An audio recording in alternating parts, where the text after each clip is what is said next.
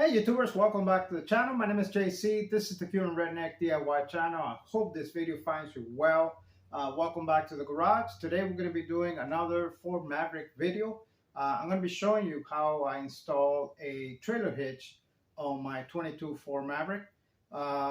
With that said, if you're here looking for recipes or drinks or woodworking, things of that nature, do me a favor, man. Just click on the title where you'll find a dedicated playlist to every topic that we carry.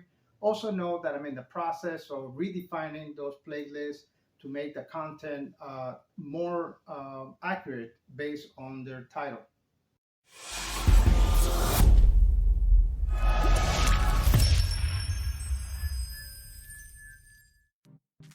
If you're in the market for a trailer hitch receiver for your new Ford Maverick, you have several options.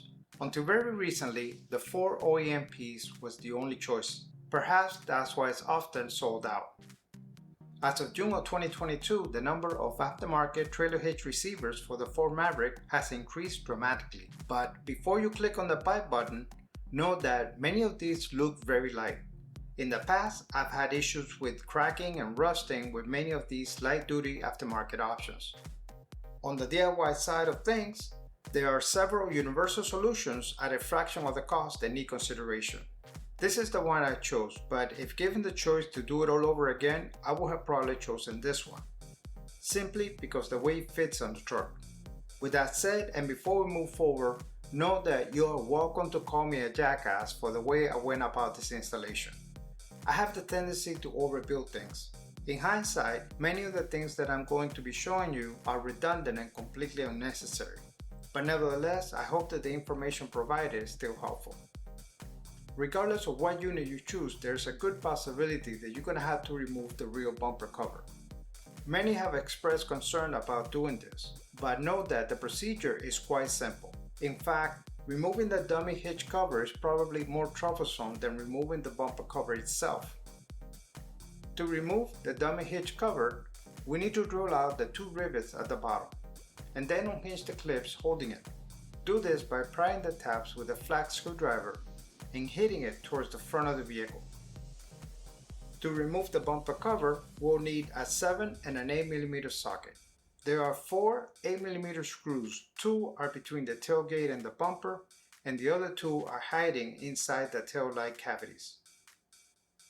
With those guys out of the way, we can get under the truck where we're going to remove a total of 22 7mm sheet metal style screws. 4 of those are in the fender well area, 2 on each side.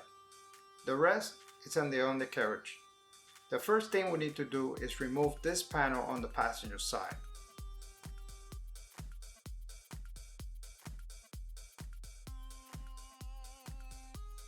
If you don't have 22 screws on your hand before pulling the bumper off, more than likely you missed 1 or 2 as I did here. Now that we have the bumper cover off, we can proceed to removing the exhaust hanger bracket. For this, we're going to need a 10mm socket. Normally, I would recommend just slipping off the rubber, but this particular hanger bracket is well designed and very easy to remove. With the exhaust out of the way, we can remove the 8 19mm bolts holding the crash bumper in place. 2 are in the horizontal axis and 2 are in the vertical axis on the outside of the frame rails. I have read a lot of comments about people saying, "The hell with all of this, I'll pay $130 to the dealer and let them deal with it." Well, please note that although my truck only has 500 miles and is 3 weeks old, I found considerable amount of cancerous rust and many unpainted corners on the bumper crash bar.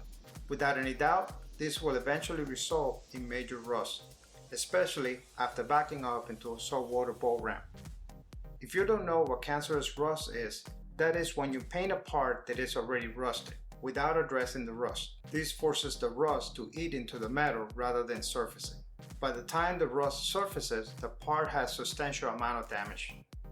So I have no regrets DIYing the trailer hitch installation on my Ford Maverick and correcting issues that I know no Ford dealer is going to address. To address the poor finish on the bumper guard is no big deal. All we need to do is brush the rust with a metal brush, degrease the part, treat it with some rust inhibitor, Here's what I use all the time. Wipe it with alcohol just for oil habit's sake, and spray it with a good quality metal finish. I've fallen in love with the performance and finish of this Krylon CoverMax Ultimo coverage. It is not available everywhere, but Walmart of all people has it. After spraying it, we'll let it sit in the Florida sun for a little bit, and as expected, the final product looks great. Alright, so the plan was to basically center these two pieces together, drill a 1/2-inch hole through it all the way down, and fasten it with some grade 8 bolts. These are about 200,000 pounds of tensile strength, so that's not going to go anywhere. And for most applications around the 2,000–1,500 pound, it's not going to be an issue. However, if you get into traffic and over time, the trailer pushing and pulling on this thing is going to start stressing out. It's going to start stressing out the hole that we make here. This one is 3/16, but the bumper is only about 1/4, and that will probably suffice for most applications. However, I have a bad habit of having things go wrong on me, so I'm gonna overkill this thing a little bit design wise. And what I was thinking of doing is pretty much the same way that the Bronco hitch is. And I'm gonna grab a 1-inch hot roll piece, and I'm gonna fasten this way and fasten it into the bumper guard. I'm gonna do the same thing in the back, fasten it, drill and tap it down, drill and tap it this way. What this is going to do is going to basically share the load of the hitch pushing back and forth, and instead of those 2 bolts, we're going to have a total of 8 holding this back and forth, and this is going to give us added strength from a vertical and added strength from a lateral axis. So I think I'm going to go this way. This is probably way too much of an overkill, but as I said, I do have a bad habit of shit happening to me, so I have this thing apart. Let's do it now. Overbuilt is an understatement. There is no reason for this at all, but my intention was a clean installation with the hardware did not show, and other than welding it, this is the way to go. However, if you take a trip to a local marina or trailer store for some stainless steel U-bolts like these, you will save yourself at least an extra hour of work. But nevertheless, here's how I went about it.